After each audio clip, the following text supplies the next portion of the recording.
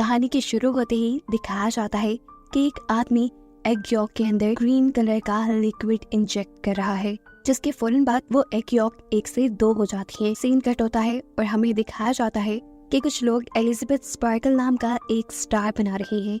असल में एलिजाबेथ एक बहुत ही खूबसूरत मॉडल है और एक शो की होस्ट भी। इस स्टार के बनने के कुछ अरसे तक लोग इस स्टार के पास आकर सेल्फीज लेते थे, लेकिन फिर आहिस्ता आहिस्ता लोगों का इस स्टार से ध्यान हटता चला गया और ये स्टार टूट गया। किसी ने इसे ठीक भी नहीं किया, जो ये साफ जाहिर कर रहा था कि लोगों का एलिजाबेथ स्पार्कल के अंदर से इंटरेस्ट खत्म होता जा रहा है। फिर सीन कट होकर हमें एलिजाबेथ स्पार्कल को दिखाया जाता है, जिसकी आज 50वीं सालगिरह है। अब वो बूढ़ी हो चुकी है, लेकिन अभी तक वो उसी शो को होस्ट करती है।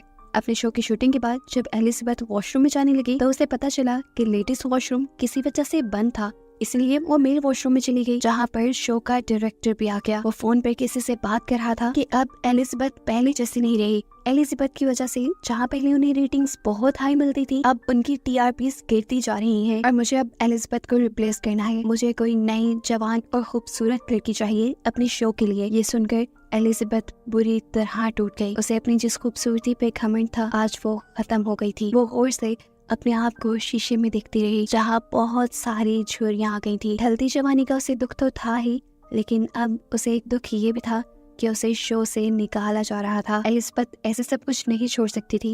वो पहले डायरेक्टर से मिलने के लिए जाती है, जहाँ डायरेक्टर बताता है, देखो एलिजाबेथ, मैं तुम्हारी कोई मदद नहीं कर सकता क्योंकि मेरा शो चलता है लोगों से और मैं लोगों को वो देना चाहता हूँ जो उन्हें चाहिए, किन्हीं खूबसूरती, और वो अब तुम में नहीं रही। डायरेक्टर की बातों ने एलिजाबेथ को बुरी तरह तोड़ दिया था। वो होटल से निकल तो गई, लेकिन ड्राइव करते हुए डायरेक्टर की बातें उसके कानों में गूंज रही थी और बस पे इसी सब में उसका ड्राइविंग से ध्यान हट जाता है और सामने से आती हुई गाड़ी उसकी गाड़ी को बुरी तरह क्रैश कर जाती है। और हैरानकुन तौर पे पता चलता है कि एलिजाबेथ को इतने बुरे एक्सीडेंट में एक खराश भी नहीं आई थी। ये उसकी अच्छी किस्मत ही थी। खैर, एलिजाबेथ को डॉक्टर ने हॉस्पिटल से डिस्चार्ज तो कर दिया, लेकिन अब वो फूट फूट के रोने लगी क्योंकि उसने रास्ते में बिलबोर्ड से उतरती हुई अपनी पिक्चर्स देख ली थी। देखने को मिलता है कि यहाँ पे एक नर्स उसकी रीढ़ की हड्डी चेक करता है और फिर उसे उसके कपड़े दे देता है। एलिजाबेथ अब जैसे ही हॉस्पिटल से बाहर निकली तो उसे फील हुआ कि नर्स ने उसकी कोट में कोई मैसेज छोड़ा था। मैसेज में लिखा था कि इसने मेरी लाइफ बदल दी, और इसी के साथ एक ड्राइव भी थी जिस पे लिखा था द सब्सटेंस। एलिजाबेथ घर आती है और आते ही उस ड्राइव को चलाती है, जिसमें द सब्सटेंस नाम की एक फ्लूइड के बारे में इंफॉर्मेशन दी जा रही थी। ये सब्सटेंस एक जादुई सब्सटेंस था और ये सब्सटेंस किसी भी बूढ़े इंसान को उसका एक नया और जवान वेरिएंट दे सकता है। इसे सब्सटेंस फ्लूइड के साथ एक और भी फ्लूइड मिलने वाला था, जो दोनों वेरिएंट्स यानी ओल्ड बॉडी और न्यू बॉडी को एक साथ जोड़ के भी रखता। ये काम इतना आसान तो नहीं था, लेकिन बहुत ज्यादा मुश्किल भी नहीं था। जो इंसान इस सब्सटेंस को यूज करता, उसके लिए हर 7 दिन में अपने दोनों वेरिएंट्स को एक्टिवेट करना जरूरी था और नए वेरिएंट यानी जवान बॉडी को स्टेबलाइज रखने के लिए हर रोज उस नई बॉडी को एक इंजेक्शन लगाना है उस खास सब्सटेंस का, जो पुरानी बॉडी के रीढ़ की हड्डी से निकलेगा। जब एक वेरिएंट यानी एक बॉडी एक्टिवेट रहेगी, उस टाइम पर दूसरा वेरिएंट यानी दूसरी बॉडी बेहोश रहेगी। एलिजाबेथ को पहले पहले तो ये सब झूठ लगा। उसने इस फ्लैश ड्राइव को ही एक झूठ समझकर डस्टबिन में फेंक दिया, लेकिन रात को फिर उसे ब्रेक डाउन फील हुआ। उसे अपने घर पे लगी अपनी जवानी की तस्वीरें डिस्टर्ब करने लगी और तब उसने जुनून में आकर उस नंबर पे मैसेज कर दिया कि मुझे वो सब्सटेंस ऑर्डर करना है। दूसरी तरफ जो कोई भी बात कर रहा था, उसने ज्यादा एलिजाबेथ से बात नहीं की, बस एलिजाबेथ से उसका एड्रेस पूछा और फिर उसे एक खास एड्रेस बताते हुए कॉल काट दी। अगली सुबह दिखाया जाता है कि एलिजाबेथ न्यूज़पेपर पढ़ रही थी, जहाँ पर उसे एक एड दिखी जो उसी की कंपनी ने लगाई थी। एलिजाबेथ को रिप्लेस करने के लिए एक नई मॉडल के इंटरव्यू के लिए ये एड चल रही थी, जिसे देखकर वो और भी ज्यादा उदास हो गई। इसी न्यूज़पेपर के साथ उसने एक एनवेलप भी उठाया था जो ब्लैक कलर का था। एलिजाबेथ जब उस एनवेलप को खोलती है तो उसमें एक नंबर लिखा हुआ था। अब एलिजाबेथ उस आदमी के कॉल पे बताए सीक्रेट एड्रेस पे पहुंचती है, जो काफी अंदर करके एक खुफिया सी जगह थी। ये था एक लॉकर रूम, जो उसे नंबर कार्ड दिया गया था। एलिजाबेथ ने उसी के जरिए इस जगह को एक्सेस किया और फिर अपना लॉकर खोला, जहाँ पे एक बॉक्स था जिसे लेकर वो अपने घर आ गई। घर आकर वो फौरन इस बॉक्स को खोलती है तो उसमें उसे काफी सारी चीजें मिली। सबसे पहले एक सीरम और एक इंजेक्शन जिसे सिर्फ एक मरतबा इस्तेमाल करना था। उसके साथ ही एक स्टेबलाइजर किट जिसके जरिए रोज नई यानी जवान बॉडी को उन्हें स्टेबलाइज करना था। और ये तो उस फ्लैश ड्राइव से पहले ही पता चल चुका है कि उस स्टेबलाइजर का फ्लूइड ओल्ड बॉडी की रीढ़ की हड्डी से निकलेगा। अब दोनों बॉडीज को चेंज करने के लिए भी एक खास किस्म की किट दी गई थी और साथ में दोनों बॉडीज के लिए यानी जवान और बूढ़ी बॉडी के लिए स्पेशल खाना भी दिया गया था।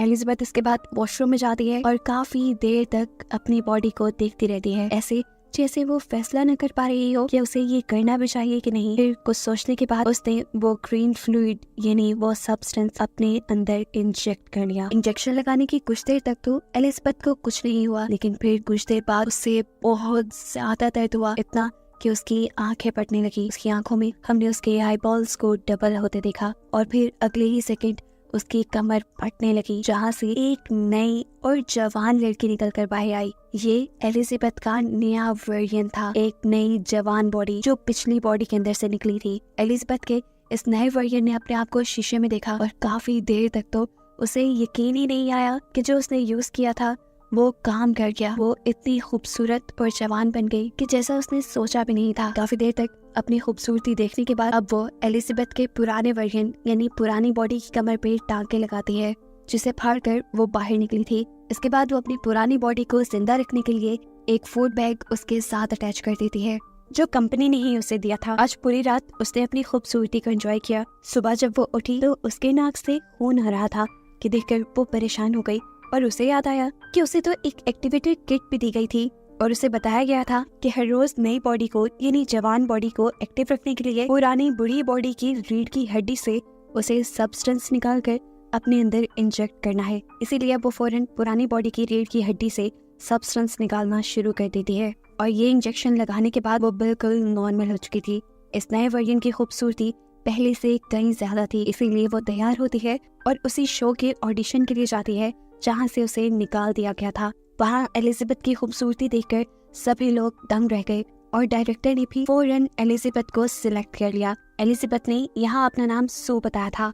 इंटरव्यू में सिलेक्ट होने के बाद सू को याद आता है कि उसे तो हर हफ्ते अपनी बॉडी चेंज भी करनी है, जिसके लिए वो बहाना बनाती है कि मेरी मॉम बीमार है और मुझे हर हफ्ते अपने गांव जाना पड़ता है अपनी मॉम का ख्याल रखने के लिए। डायरेक्टर बिना कुछ सोचे समझे उसके हफ्ते में ये छुट्टियां लेने वाली शर्त भी मान चुके थे। फाइनली सो को ये जॉब मिल गई थी और वो इस जॉब को बहुत एंजॉय कर रही थी। जो इस नई बॉडी से उसे खूबसूरती मिली थी, उसे शो ऑफ करके उसने बहुत जल्दी बहुत ही फॉलोअर्स बना लिए थे और देखते ही देखते उसके बिलबोर्ड्स, उसके एड पूरे शहर में चलने लगे थे। और अब पूरे 6 दिन भी गुजर गए थे एलिजाबेथ को इस नई बॉडी में आए और आज 7वां दिन था, यानी बॉडीज शिफ्ट करने का दिन था। कि नहीं, अब पूरे 1 हफ्ते के लिए एलिजाबेथ का पुराना वर्जन यानी पुरानी बॉडी एक्टिव रहेगी। बॉडी शिफ्ट करने के बाद एलिजाबेथ अपनी नई बॉडी के साथ फूड अटैच करती है और फिर अपने ऑफिस यानी अपने शो पे जाती है, जहाँ डायरेक्टर उसे उसके पैसों के बदले एक गिफ्ट देकर और उसकी काफी सारी बुराइयां करके उसे ऑफिस से निकाल देता है, जिसकी वजह से घर आकर उसे काफी बुरा लग रहा था।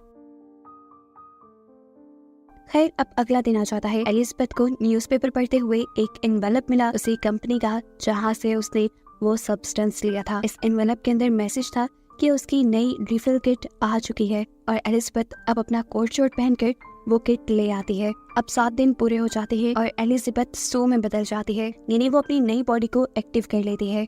अब इस नई बॉडी ने तो दुनिया के सारे मजे लेने थे, ऐसे में वो कभी घर पे होती कभी ना होती, उसकी सच्चाई खुल भी सकती थी। इसलिए उसने फैसला किया कि वो अपने घर की ही एक दीवार तोड़कर एलिजाबेथ की पुरानी बॉडी को वहाँ छुपा कर रखेगी। सू की इस खटर पटर से इतना शोर हो रहा था कि उसके नेबर्स भी परेशान होने लगे और जब एक नेबर आकर उससे कंप्लेन करने लगा तो सू की खूबसूरती को देखकर वो कंप्लेन भी नहीं कर पाया। उल्टा उसने बोला, अगर कोई मदद चाहिए हो मुझे बुला लेना, मैं पास में ही रहता हूँ। लेकिन सू तो सीक्रेट काम कर रही थी, किसी की मदद उसे चाहिए नहीं थी, इसीलिए बड़े नखरीले अंदाज में उसने अपने नेबर के मुंह पे ही दरवाजा बंद कर लिया और फिर वो अंदर आई और कई घंटे लगाकर उसने अपना काम पूरा कर लिया।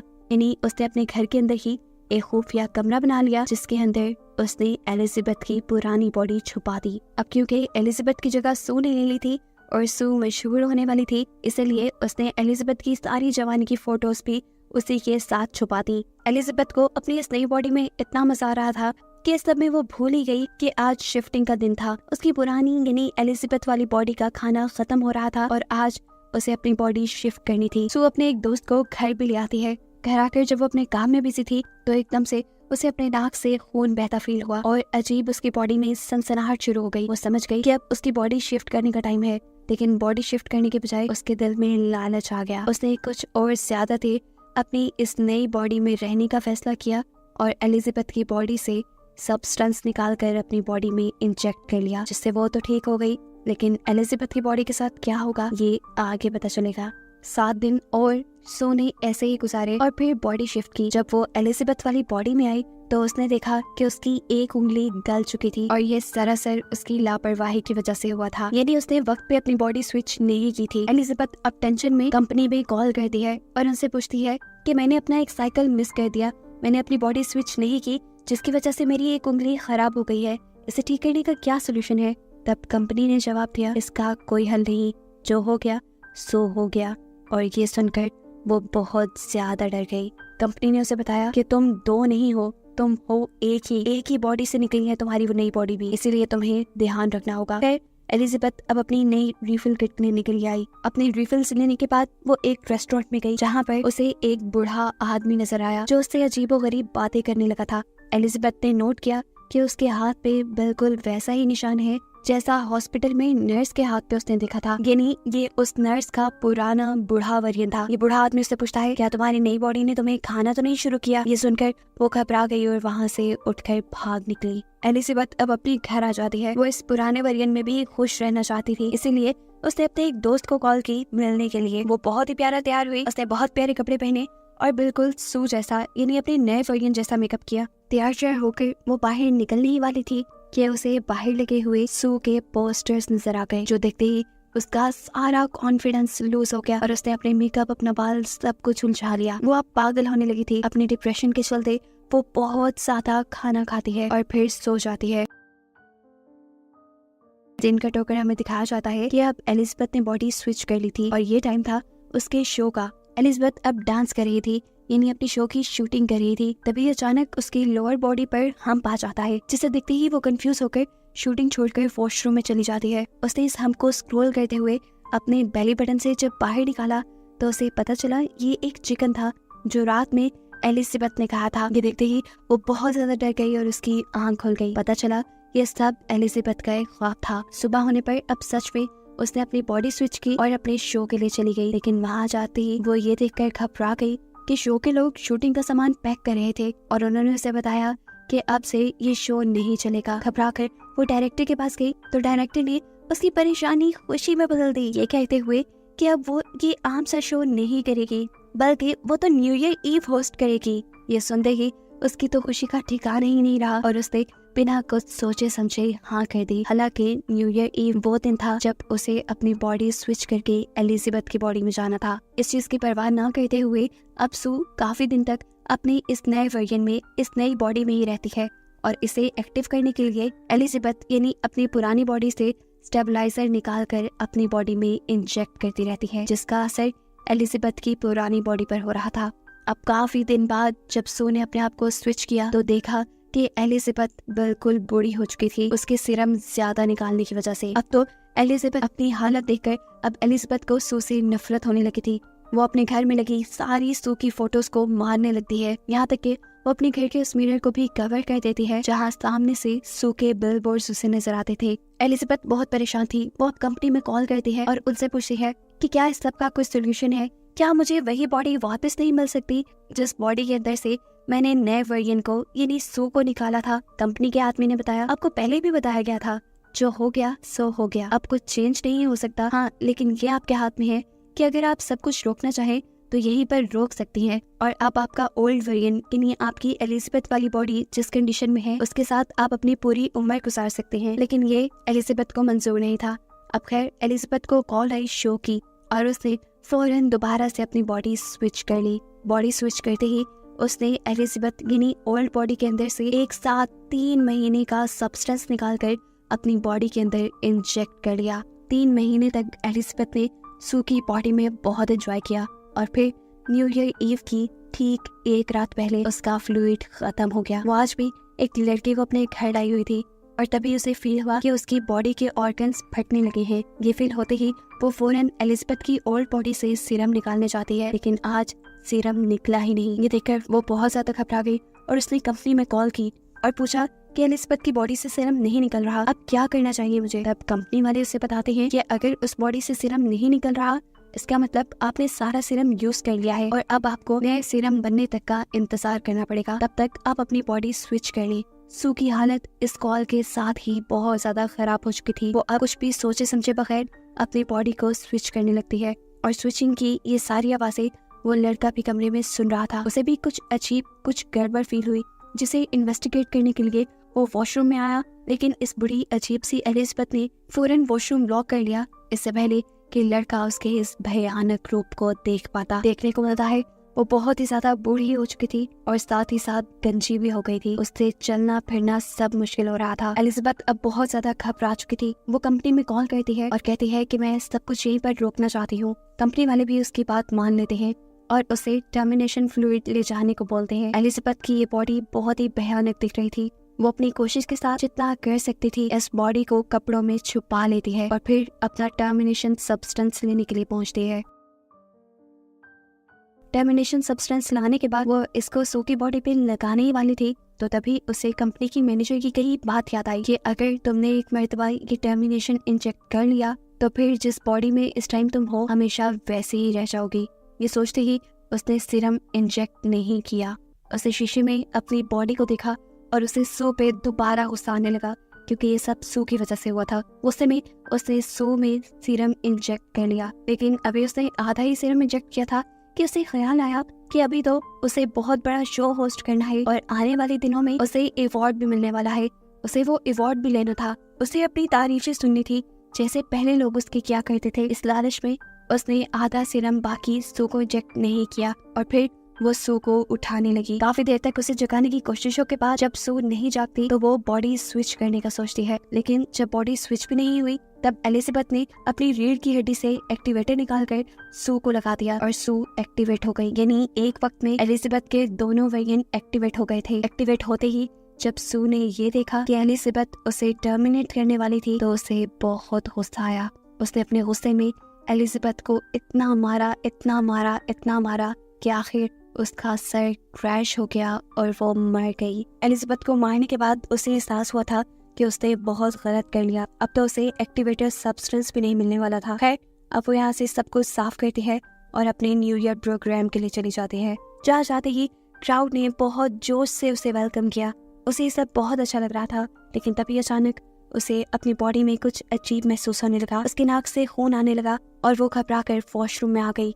उसने जैसे ही मुंह खोला तो उसके 2 दांत टूट कर गिर गए। उसने मुंह खोल के जैसे ही अपने 2 दांतों को और टच किया तो वो भी टूट कर गिर गए और तब उसे एहसास हुआ कि असली एलिजाबेथ के मरने की वजह से उसकी बॉडी खोखली हो गई है। अब उसे अगर किसी भी तरह जिंदा रहना था तो उसे एक्टिवेशन सीरम लगाना था, जिसके लिए वो अपने घर की तरफ बढ़ जाती है। लेकिन जब वो लिफ्ट में थी तभी उसका एक नील और एक कान कट कर गिर गया। वो बुरी तरह घबरा गई, लेकिन तभी लिफ्ट में कोई और इंसान भी आ गया और उसके यहाँ खड़े रहने तक वो अपने आप को बिल्कुल भी घबराया हुआ नहीं दिखाना चाहती थी। उसने बिल्कुल ऐसी एक्टिंग की जैसे कुछ भी ना हुआ हो और फिर जल्दी से वो अपने घर आ गई। अब सू जैसे ही जाकर एक्टिवेशन सीरम लगाती है तो कुछ नहीं होता। तब उसे याद आता है कि उसके पास तो सब्सटेंस भी रखा है जो उन्हें बस एक ही मर्तबा यूज करना था। उसने कुछ भी सोचे समझे बगैर ये सब्सटेंस अपने अंदर इंजेक्ट कर लिया और ये करते ही सू को बहुत ज्यादा दर्द हुआ। पहले की तरह उसकी बॉडी कमर से फटी और अंदर से एक सू और एलिजाबेथ का मिला जुला अजीब सा वर्जन बाहर निकल आया, जो दिखने में किसी भयानक खौफनाक मॉन्स्टर जैसा था। सू एक हाइब्रिड बन चुकी थी। उसकी दिमागी हालत इतनी खराब हो गई कि उसने एहसास नहीं किया अब वो क्या है, वो दुनिया के सामने जा भी सकती है कि नहीं। उसने अपने इस हाइब्रिड चेहरे के ऊपर ही सू की तस्वीर लगाई और अपने शो पे चली गई। जैसे ही वो स्टेज पे माइक के पास पहुंचती है, वहां जाकर उसके मुंह से फोटो गिर जाती है और सबको उसका भयानक हाइब्रिड चेहरा दिख जाता है, जो दिखने में बहुत क्रीपी था। सभी लोग उससे डरने लगे और उसे मॉन्स्टर कहकर उससे दूर भागने लगे। एलिजाबेथ को देखकर घबराते हुए अब एक आदमी बेसबॉल बैट से एलिजाबेथ के मुंह पे वार करता है, जिससे उसका मुंह कट के इधर उधर गिर जाता है और उसकी बॉडी से खून निकलकर पूरे स्टूडियो में फैल जाता है। सभी लोग घबराकर वहाँ से चले गए और एलिजाबेथ की बॉडी अजीबोगरीब टुकड़ों में डिवाइड होते हुए किसी कीड़े की तरह रेंगते हुए वहाँ से बाहर निकल आई, जहाँ नीचे बिल्कुल एलिजाबेथ स्पार्कल का स्टार बना हुआ था। उसकी पूरी बॉडी खत्म हो चुकी थी और बस अब एलिजाबेथ का चेहरा ही अजीब हालत में उस स्टार के ऊपर लेटा हुआ था, जो आसमान की तरफ देखते हुए मुस्कुरा रहा था। और एकदम से वो भी फट कर यहाँ पे बस खून रह गया, जिस खून को अगली सुबह यहाँ पे काम करने वाले आदमियों ने साफ कर दिया। और बस यही दिखाते हुए ये कहानी यहाँ खत्म हो गई।